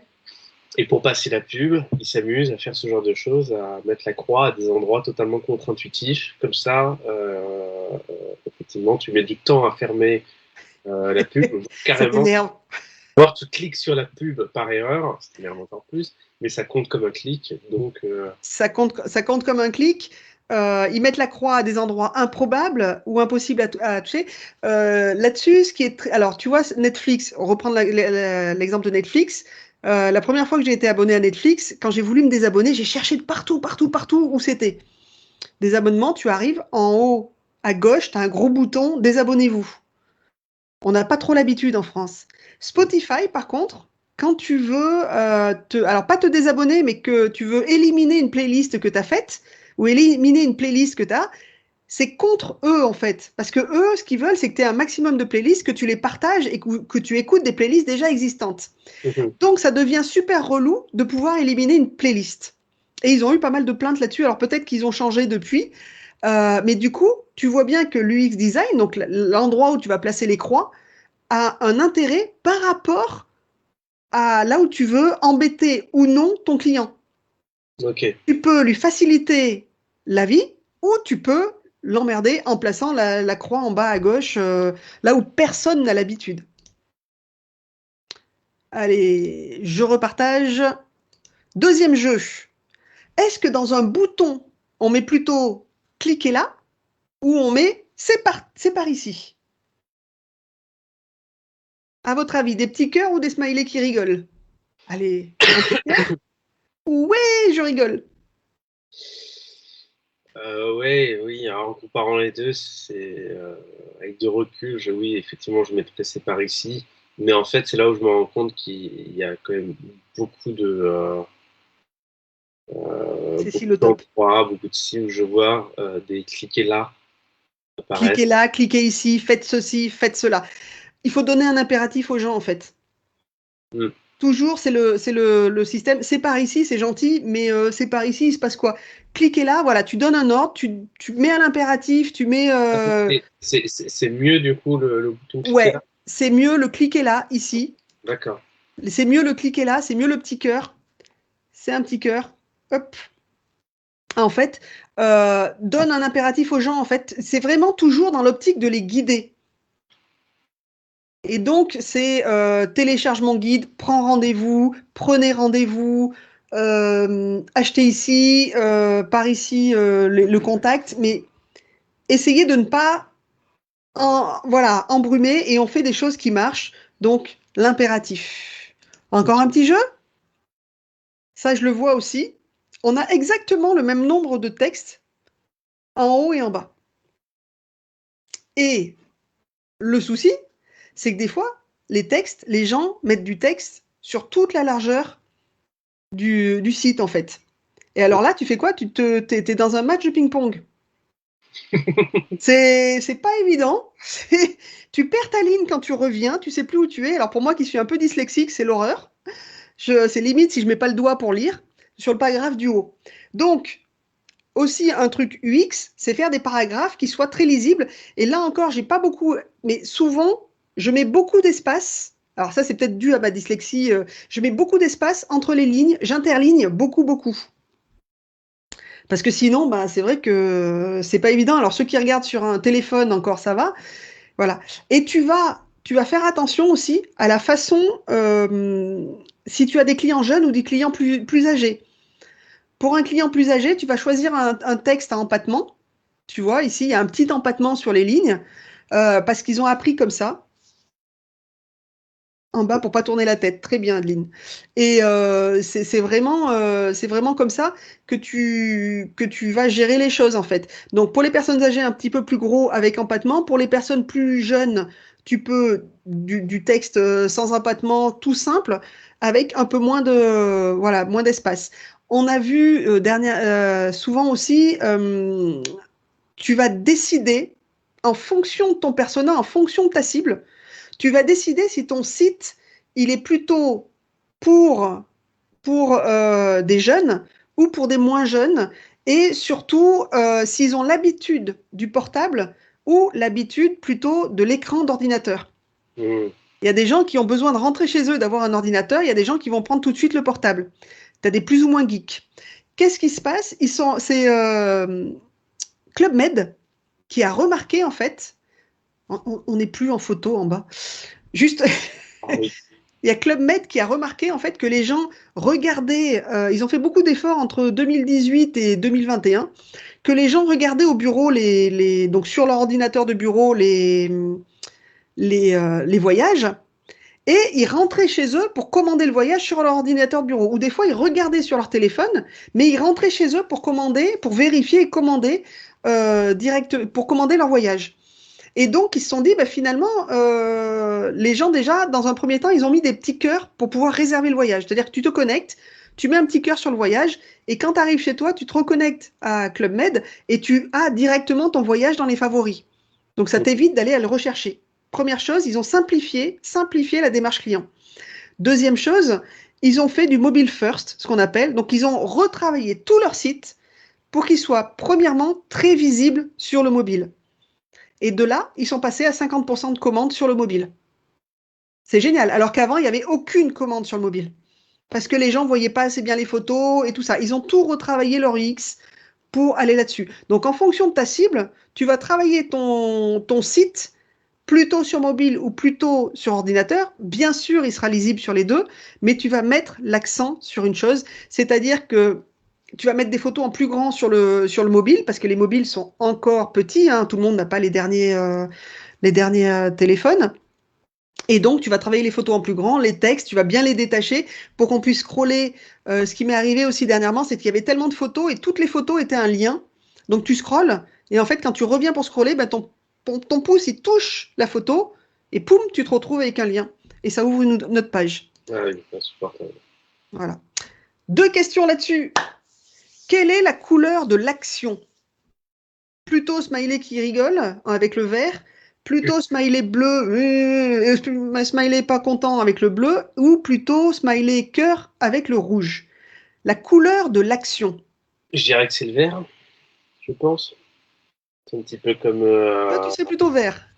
Oui, plutôt vert. Je pense par exemple au feu, au feu de la route. C'est pareil, on avance quand c'est vert. Donc moi, oui, je mettrais plutôt vert. Ah, il y a des bonnes réponses. C'est plutôt le rouge, l'action. C'est Ah ça non, qui est bizarre, hein. Mais quand tu fais un bouton rouge, les gens ont plus tendance à cliquer. alors qu'il faut surtout pas cliquer sur le bouton rouge. Maintenant, deuxième question là-dessus. Quelle est la couleur dans laquelle tu as le plus confiance? Ah, c'est la couleur de la confiance. Allez-y, je regarde un peu les résultats. Alors j'ai un joker, je suis daltonien, donc T'as vu le vert tout à l'heure?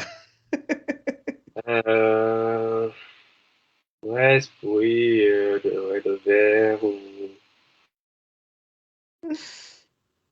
Ah, ouais, c'est une c'est le réponse. vert. Ça pose plus de la couleur de la confiance, un rouge et un vert. Deux verts et un rouge pour l'instant. Je dirais que c'est peut-être le vert, ça me fait penser un petit peu au milieu du médical, les pharmacies, tout ça utilise beaucoup Tu vois, le vert. tu influences beaucoup parce que tout le monde en fait est en train de dire être mort de rire. Eh ben non, la couleur de la confiance, c'est le bleu. C'est une étude récente entre un bouton vert et un bouton bleu. Les gens préféraient cliquer sur le bleu. Ils avaient plus confiance. Ah d'accord. Bah, C'est dans les derniers trucs que j'adore. C'est bizarre, mais regarde. mais parce que ouais, c'est plus doux. Ouais. C'est et pour combien voilà, Action, Netflix et YouTube qui sont quand même des vidéos, donc plutôt dans l'action. Instagram, on ne sait pas trop où il se situe. Facebook, LinkedIn, Twitter, Telegram, bleu. Et beaucoup de gens disent qu'ils ont confiance en Facebook et en Twitter quand ils ont des informations. Mhm. C'est là où pose le problème. Alors que dans les grands médias, tu regardes le bleu, il y en a un peu sur TF1, il y en a sur Europe 1, et les autres. Donc rouge pour RTL dans l'action. Bon, France Télévisions, c'est un peu à part parce qu'ils ont voulu gérer chaque. Voilà. Ah ben zut. Voilà. Et le Ah, vert pour.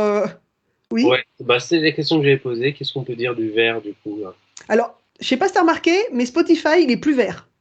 Il est noir et blanc maintenant. Ah, C'est-à-dire que le vert, ouais, il est un peu tendancieux. C'est pas évident. Alors là, tu as quelque chose de très subjectif. Toutes les couleurs sont très subjectives. Pourquoi? Parce qu'on a donc des petits bâtonnets au fond des yeux qui vont nous définir la couleur. Mais en fonction de ton âge, tu ne vas pas avoir les mêmes couleurs. mhm. C'est-à-dire que tout ce qui est rouge, pour des personnes de plus de 70 ans, va paraître marron. Alors qu'un rouge, un enfant va le voir plutôt très peu lumineux en fait.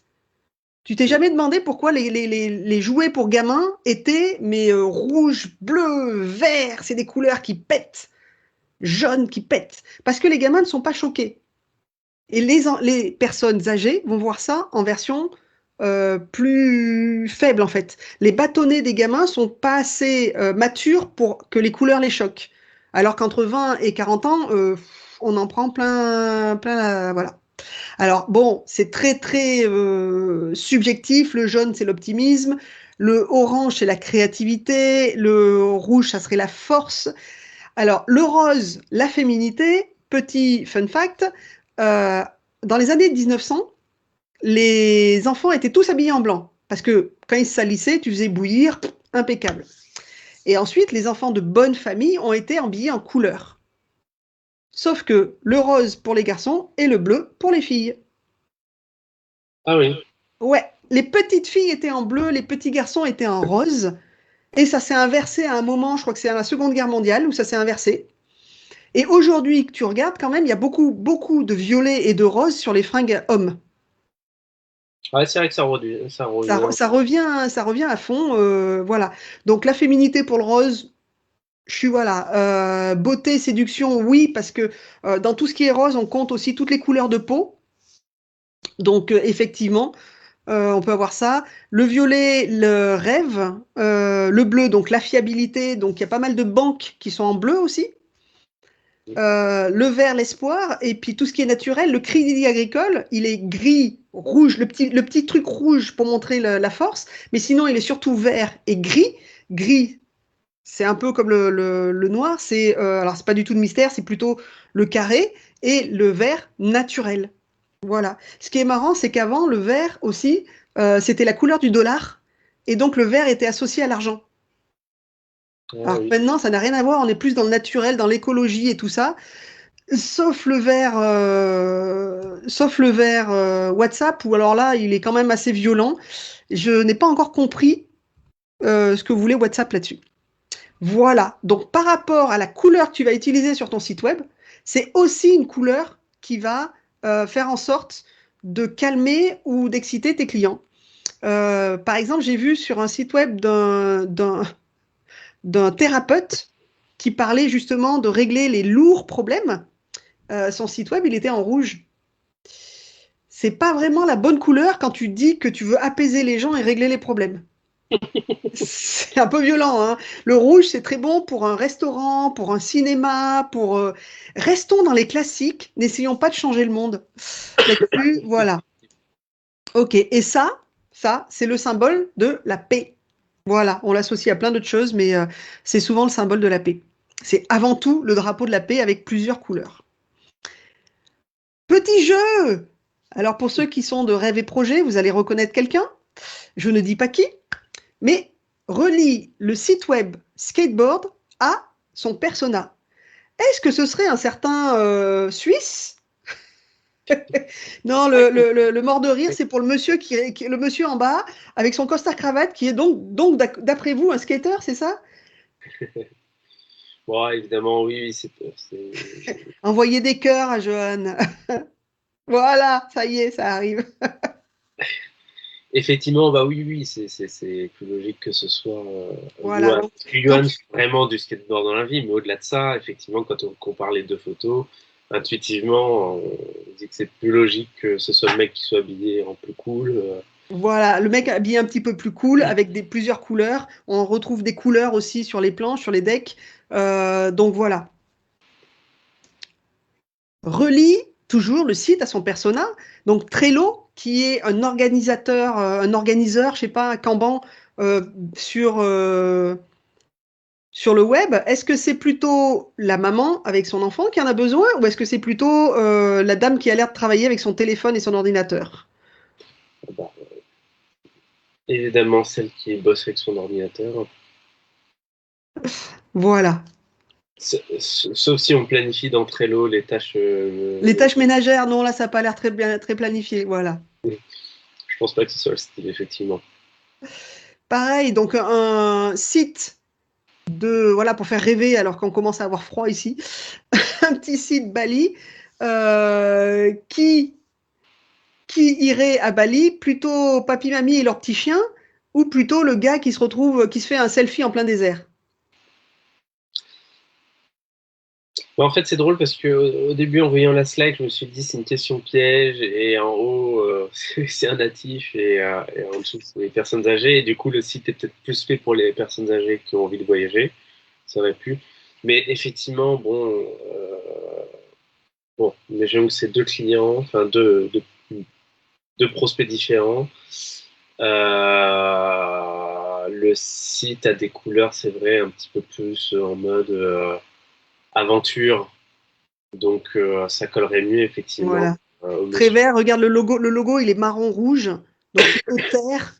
Donc voilà, ça peut avancer, ça peut aller vers vraiment l'aventure, marché et tout ça. Il y a des circuits.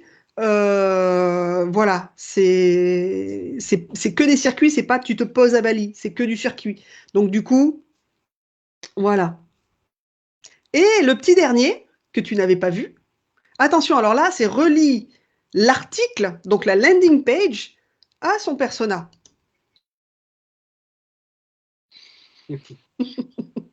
Faut pas laisser traîner des photos sur Instagram. Et il me dit vachement quelque chose, ce mec, mais je n'arrive pas à savoir où est-ce que je le connais. En plus, j'avais pas de lunettes à ce moment-là. Et à peu près la même couleur, hein. Ouais, La mais par choisi- contre, j'avais pas une coupe de David Hasselhoff des années 80 à ce moment-là, coupe de teenager. Regarde l'article et son persona. Bah, Magic Maman, devenir personne. Ça, c'est l'article et pas le. Relis l'article et son Ah, là, il y a des morts de rire, mais attention, c'est l'article, c'est pas le site. Ouais, c'est l'article. Dans ce cas-là, effectivement, c'est plutôt jeune papa. Mais, Voilà, le jeune papa Antoine qui se prend en photo. mais, Et du mais c'est coup, vrai. devenir père, ça vous bouscule un homme, voilà, avec l'article justement en plus qui fait la même référence avec le papa et le petit enfant. Mais pour le coup, on pourrait très bien imaginer que c'est la maman qui tombe sur l'article parce qu'elle consulte ce site-là et qui du coup le partage à. Voilà. Alors aujourd'hui, maintenant, ils cherchent de plus en plus à attirer les hommes aussi pour lire dans leur rubrique. Ok. Voilà. Voilà, c'est la fin. Donc j'espère que vous avez bien joué. Croyez-vous que créer un site web est compliqué? Non. C'est à partir du moment où on sait où on va, quel but on lui donne, à qui on s'adresse, tout coule de source. Voilà. Donc je voulais maintenant vous présenter mes offres. Donc, Évidemment. évidemment. Donc, j'ai 3 offres à vous présenter. La première, c'est la conception du site web. Donc, comment trouver son nom de domaine, quel hébergement choisir, parce que dans l'hébergement, aujourd'hui, on voit qu'il y a énormément de choix. Comment bien les choisir par rapport à son SEO, par rapport à ce qu'on veut faire de son site web. Les points importants du design, donc on en a vu quelques-uns ici. Comment se servir de la concurrence et ne pas se sentir écrasé par la concurrence. S'il y a concurrence, ça veut dire qu'il y a un marché. Voilà. Comment trouver les bons mots-clés? Grâce à vos personas, grâce à tout ce qu'on va faire ici, et créer toutes ces pages de manière, cette formation-là, en fait, vous pouvez aller directement dans une agence et leur faire concevoir vos pages, leur faire réaliser votre site. Ici, c'est construire son site web. Donc, vous avez le premier concevoir, plus ça, qui va vous aider à construire votre site web sur WordPress sans code. Et en plus, je vous accompagne avec un atelier par semaine de groupe où on va pouvoir s'entraider, on va pouvoir discuter. Et s'il vous manque quelque chose, je vous le rajoute, je vous le fais une vidéo, une démo ensuite avec. Construire et maîtriser son site, c'est-à-dire de A à Z, vous savez tout faire maintenant. Vous êtes le maître de votre site, vous ne laissez plus personne, vous n'attendez plus de ce que quelqu'un fasse les modifications pour vous, vous savez tout faire. Vous pouvez même ajouter, modifier des pages, refaire un menu, voilà. Et le troisième, c'est gérer et administrer votre site. C'est-à-dire que je me charge de la partie technique, je vous crée les premières pages et ensuite, vous avez accès à la formation 2, accès à la formation 1 aussi, concevoir et construire. À vie. Les formations, elles sont à vie. C'est-à-dire que vous pouvez revenir dessus. J'ai des clientes, donc la 1, concevoir, construire et gérer et administrer son site web. Gérer et administrer son site web, je le fais depuis un petit moment avec des clients. Je leur pose techniquement le site et du coup, ensuite, c'est elles ou eux qui vont monter leur page. Et dès qu'ils ont un souci, je reprends la main et ça se joue comme ça. Mais du coup, aujourd'hui, ils sont totalement indépendants sur leur site web. C'est le gros plus. Hein? Ce qui est effectivement un très bon point, parce que c'est ce que pourrait... c'est ce qui est parfois dans ce milieu-là reproché à certaines personnes, c'est de ne pas avoir la main sur leur site. Et là, au moins, c'est... Voilà. Et là, du coup, avec alors le premier, on fait que concevoir. Ensuite, on passe à construire on le construit soi-même ou on passe par une agence. Numéro 2, on construit son site web et on conçoit son site et on fait tout. Et moi, je viens de temps en temps en appui. Et le 3, c'est complètement, voilà, je fais la partie technique. Tu fais le montage, tu mets tes pages, tu choisis ce que tu veux parce que tu as les 2 formations à ta disposition. Et là, je suis avec toi pour t'aider pas à pas. Et ensuite, tu peux te débrouiller sur ton site. Tu peux gérer des pages, ajouter, modifier, changer les images, rajouter des pop-up, faire un blog, tout. Voilà. Donc là, normalement, mon super assistant va vous transmettre. Alors évidemment, Donc pour Rêve et Projet, j'ai fait une offre voilà, spécifique. effectivement, c'est ce que je viens de publier. Du coup, il y a un lien avec le coupon qui est relié Rêves et Projets, donc qui offre 20% sur la formation que vous désirez. J'en profite du coup pour te remercier, Anne. Merci, mais moi aussi. Du coup, on arrive à être à peu près dans les temps. J'ai mis 1h30, comme quoi c'était bien. Non, c'est très bien. 1h30, c'est le temps qu'il faut au cerveau pour rester concentré, donc c'est l'idéal. Voilà, j'espère que les petits jeux vous ont permis de rigoler un peu. Il y avait des choses que je savais, mais étonnamment, il y a plein de petites choses comme ça également que je ne savais pas, notamment sur les couleurs, puis également sur, comment c'est imaginer un persona. Il y en a qui vont très très très loin dans le persona. Le but, c'est de savoir à qui on va s'adresser par rapport à son site web, parce que plus tu seras précis et plus tu seras niché dans ce que tu vas présenter. Et ça, c'est un gros souci des gens qui veulent faire un site web. Ils veulent s'adresser souvent à tout le monde. Et plus tu t'adresses à tout le monde, plus tu t'adresses à personne. Aujourd'hui, sur le web, il y a tellement de choix que si tu te niches pas et tu trouves pas vraiment des mots-clés qui soient très précis pour les personnes que tu cibles, ton site, il passe inaperçu. Oui, ah bah, tout à fait. Voilà. Dans le chat, on te remercie également, et Cécile notamment qui te remercie. Je fais des bisous de Adeline.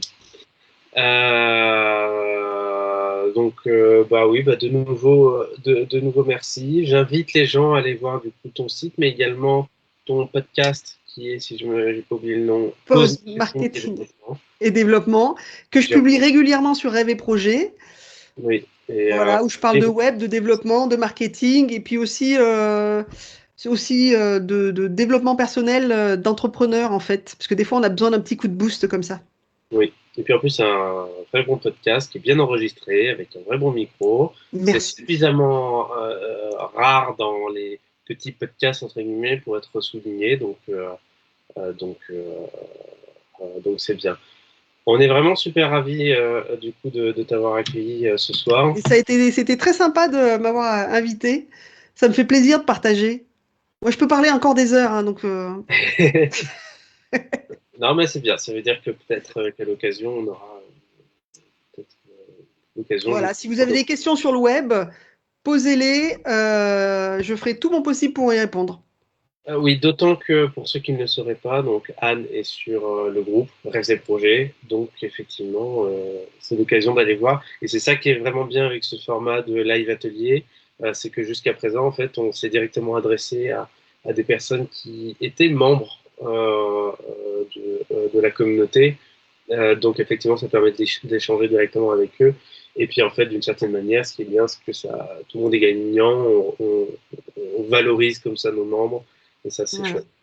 Je voulais juste rajouter que j'ai peut-être pas dit au départ, mais même quand on est artiste et qu'on veut vendre ses œuvres, le marketing, c'est pas le mal. Le marketing, c'est juste comprendre qui va acheter vos œuvres. C'est tout. Voilà, parce qu'il y a beaucoup de personnes qui se disent, moi je suis thérapeute, moi je suis artiste, je veux pas faire payer ou autre, et je veux pas rentrer dans le marketing parce que ça a une mauvaise image. Or, le marketing, c'est juste dialoguer avec ton client idéal et lui proposer le meilleur pour lui. Oui, voilà. C'est pour en rappeler effectivement parce que beaucoup de personnes oui, une mauvaise image marketing, mais c'est comme un couteau, comme n'importe quel outil, c'est qu'est-ce qu'on en fait et comment on l'utilise. C'est suivant comment on fait. Il ne faut pas confondre marketing et publicité aussi, hein. Oui, c'est vrai Parce que aussi. la publicité, c'est de l'objet brillant. Marketing, on va apprendre à dialoguer et on va apprendre ce que la personne en face veut et qu'est-ce que moi je peux lui apporter. Mon super micro, je vais le faire tomber. Ce que moi je peux lui apporter, qu'est-ce que je peux lui apporter et contre ce que je lui apporte en échange en général d'argent ou de bons procédés aussi de temps en temps. Effectivement. Voilà. Eh Bon, je bien, vous laisse pas vous coucher trop tard. je vais couper le live. Donc, je souhaite une très bonne soirée à tout le monde. Très bientôt, Merci. on vous tiendra au courant pour le prochain live qui devrait pouvoir arriver assez rapidement. Normalement, on est en train de finir de boucler ça, mais normalement, pour le mois prochain, on aura un autre live. Donc voilà, on vous tient au courant. Et puis, il y aura également plein d'autres choses qu'on va vous communiquer petit à petit, qu'on est en train de mettre en place. Cet été a été très productif hein, pendant qu'on publiait Super. juste des trucs drôles. Dans notre cours, on a cogité énormément. Et là, on a fait une très bonne rentrée avec beaucoup de membres qui sont arrivés. Donc là, on prépare de super projets. Donc c'est bien. Merci beaucoup, Bon. Anne, Bah, également. merci à Rêve et Projet parce que c'est un groupe qui bouge bien. J'aime bien. Merci Voilà. beaucoup. Allez, très bonne soirée à tout le monde. À bientôt. Bonne soirée.